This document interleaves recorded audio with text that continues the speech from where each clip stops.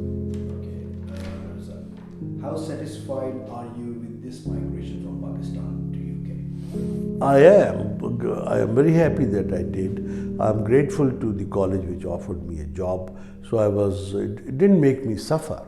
And many people with education, even better education than I have, suffered that they had to do job as bus conductors, as postmen. But I think I had a privileged position. I worked with the BBC for 4 years, taught for 10 years, and being in the legal profession for a quarter of a century.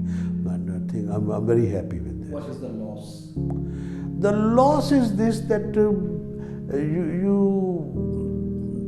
believe that the next generation, I wouldn't lose as much, but I believe the next generation is not as close to my motherland as I am. And when it comes to my grandchildren, I believe they are more or less English. So they would remain Pakistani only in name, as I call them, coconuts, brown from outside, white from inside. And they would be. But then this is their home. They were born here, and I'm afraid they will. Mr. Tabbitt will not be unhappy with them that they will fail the cricket test because they would support England when it plays against Pakistan. Do you wish if they were born in Pakistan and more closer to Pakistani culture? And The trouble is that it wouldn't be as white and black situation. Maybe they would learn all that. They would not be wise people, they will be clever people. Maybe their integrity standard is very poor. Maybe they would not know what the word honesty means. United Kingdom, British training has made them upright people who maintain very high standard of integrity. And when I meet people of their generation in Pakistan, I find that they believe it's only by doing some crooked thing, and they use the word hook or crook. And I say, I don't see many hooks, but I see crooks everywhere. So the whole culture is full of, from top to bottom.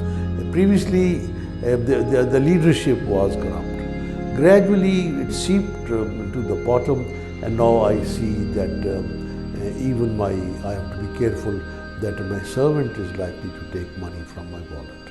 And because he thinks that why should he have a highest standard of honesty when the president of the country is thought to be Mr. 10%. We have witnessed two migrations. Yes. From India to Pakistan, and one from Pakistan to United Kingdom. And which one was more difficult? The first one was not done by me because I was only 10, and it's my mother's decision that we go to a safer place. And the amazing thing is that something which the entire leadership of Muslim League did not know, a woman of no education knew, that there will be a partition, there will be bloodshed, and we living from Delhi, near Delhi, will have no means of reaching Pakistan safely. And the people on the train would all be killed, and that's what happened. This one was my decision, very painful decision. Leaving your country is not an easy thing, but looking back, I'm very happy that pros and cons, I've lost something, I've gained something. On the whole, I'm glad that my children have proved that if they had become absolutely dropouts in college, they would have been drug addicts. I would consider myself a failure.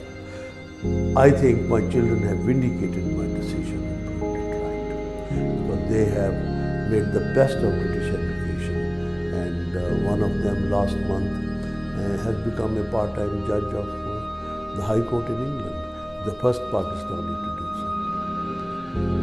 Both migrations, you will settle down in your life, you have to migrate, and you have to make everything. Second migration was the best thing because you did not see any bloodshed.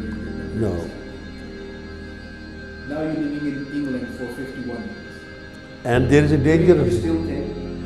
there is a possibility, however remote, like a cloud on the horizon, that there could be a third migration. in the sense that if there is a change in Pakistan and if I'm invited to serve my country, which I hope I am, I would leave England and go back to Pakistan. Do you think there would be a change in England? But no, Forced you to leave? if there is a change for the better in Pakistan, and the new governments, the elections are later this month, they think that a person of my experience can be of use to my country. They invite me, even if they offer me no pay, because now, mercifully, I need no pay, which 51 years ago I did, because the children have grown up and now they don't need, they're not my dependents. So you are talking of two migrations. I would be honest, maybe there is a possibility of the third. And that would still class as the first one. You migrated from Pakistan to here. But I'm saying this, you have settled down here.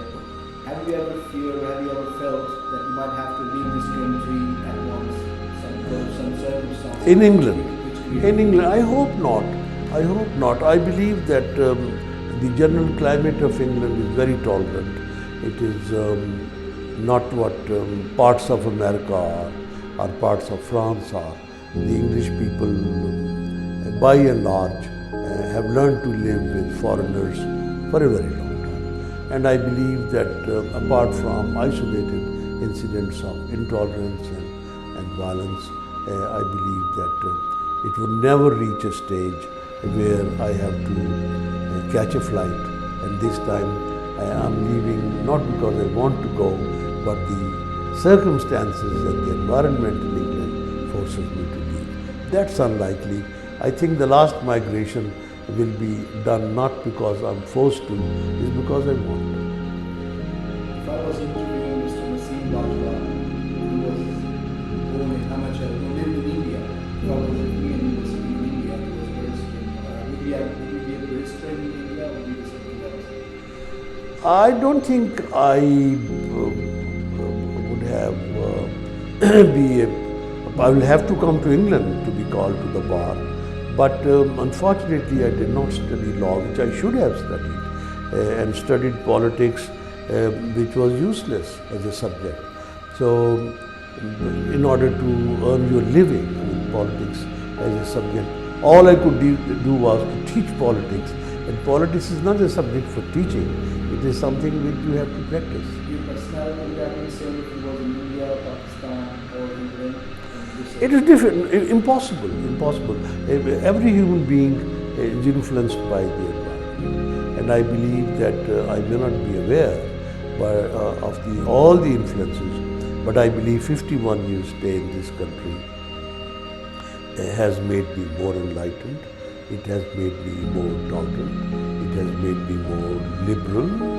It has brought me closer to scholarship, books which I would have never studied there, and my interaction with lots of very distinguished people in England.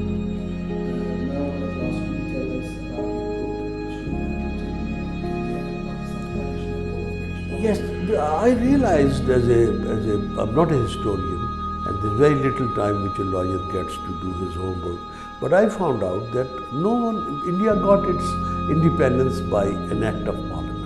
And I asked people, have you read the act? And people said, no. I said, was there a debate? And they said, yes, many. I said, have you read the debates? They said, no. So I spent a lot of time in collecting that material. And the archives in British Parliament, which were gathering dust and in thousands, I chose those which were most interesting. And one of them was a letter by Winston Churchill, and I keep a copy in which he didn't like Indians. He thought they're not fit to rule themselves. And sometimes when I look at things in India and Pakistan, I think Churchill was right. I did produce, it is going to be in 7 volumes. The first one came out last year, and it is done by Groningen House Publishers. The second one I'm working these days.